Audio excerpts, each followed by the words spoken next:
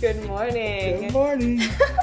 This is our first podcast of Breakfast with Brian, and I'm sitting here with Theo this morning. We listened to the Philosopher's Notes, The Power of Full Engagement and who is that by?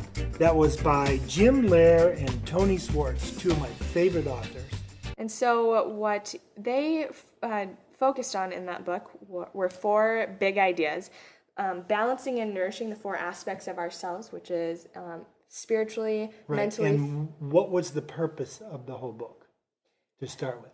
Oh, the purpose of the book was how to best manage our energy to reach our highest potential.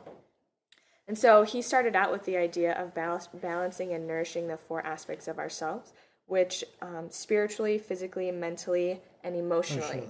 And the second big idea was how important it is to go through cycles of recovery regularly instead of just pushing, to go for it, rest, go for it, rest, go for it, rest is much more empowering than just pushing all the time.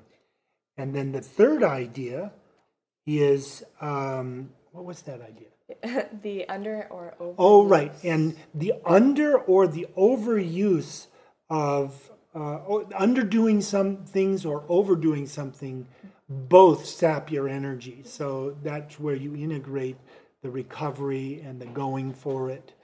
But then when you go for it, you really go for it and you push past that was another big idea on there. You try to push past your previous level of performance previously. So you would kind of liken it to a staircase, rest and then climb, rest, climb. Yeah.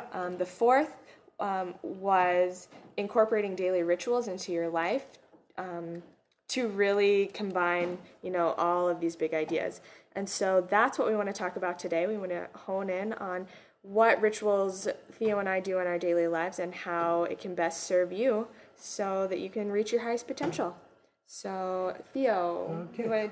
Well, I first encountered this idea of rituals about a month and a half ago when I listened to this particular philosopher's note from Brian, and the way I think it really helps you is by taking something that you have to think about doing and making it automatic. So, for example, myself, I get up in the morning, I read an I Ching card, I do an I Ching reading, then I go sit and meditate outdoors on a bench, and then I do a little bit of Tai Chi with a Frisbee. Which has a great title. I call it Frizz Chi, so it kind of is a free-form Tai Chi where the Frisbee tells you where you have to move next. And then finally, I'll come in and as I'm preparing breakfast, I'll listen to a philosopher's note with Brian, and that's where this whole idea of doing this series came from, because as Marcella's been visiting us for an extended period, she's been listening along with my wife Jude, and we were inspired. Hey, let's share the conversations that come out of this with you so you get the benefit of hearing our response to these different ideas and how they help us. So can you tell me how you came to organizing these rituals in your life, or how other people can do that for themselves? That's a good question. What I recommend is that you listen to philosopher's notes or other places that stimulate things that you go, oh, I should do that. Oh, I should take a walk. I should go for a run. I should meditate. Anything that... And really listen to that voice inside you, because I think a lot of us hear it, but then we say, oh, we have to do this and this and this and this before we can do something for ourselves. So I would just encourage listening to that voice. Yes, and then kind of play with it. For example, for me, when I first started the meditation part of the ritual, I thought, oh, I'd be out there for a half hour, an hour, and I got clear inner guidance.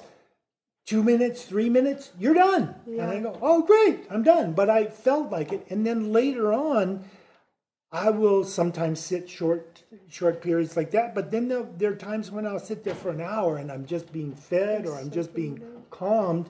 And the fact that you do it over and over, I think, with 100% all the time you do it, there's not a question if you're going to do it.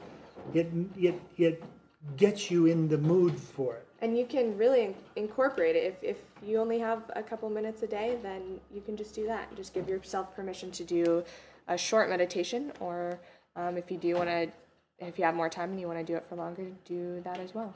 And then another question I have that might help people is, so what did you feel like before you started rituals, and then the frenetic, and then what did you become after? Another great question. Like, before that, I would wake up randomly. Sometimes I was in an awful mood or a neutral mood or a good mood. But this, with the rituals, whatever mood I wake up in, which is still maybe varies like that, but by the time I'm done with this rituals, which usually takes me about an hour and a half to get through them all, I feel great. I'm really in good shape for the day. How does that reshape your day? It gives me a foundation for the day of, I've gone through these different experiences that have, with the readings and with the physical movement and with the meditating and with the listening to wisdom and integrating it. It's like, I'm like, oh, okay, it's like I've really woken up and stretched in all those 4 ways, like physically, emotionally, mentally, spiritually. And then I'm kind of thinking that it really kind of opens you up as like a channel, so that you're more open to these opportunities. Yeah. I'm more open, and I'm more you help oriented. open other people almost. Yeah, and so that's what I recommend to those of you who are listening, by putting into your ritual those kind of things that open you to the higher consciousness realms, that then you're kind of in that flow for the rest of the day. Yeah.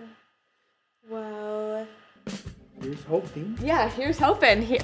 We encourage you to go out and find some rituals that really work for you in your daily life, and let us know what they are. We want to know, and we want you to share it with other people. So have a good day. Thanks for listening. Have a good day.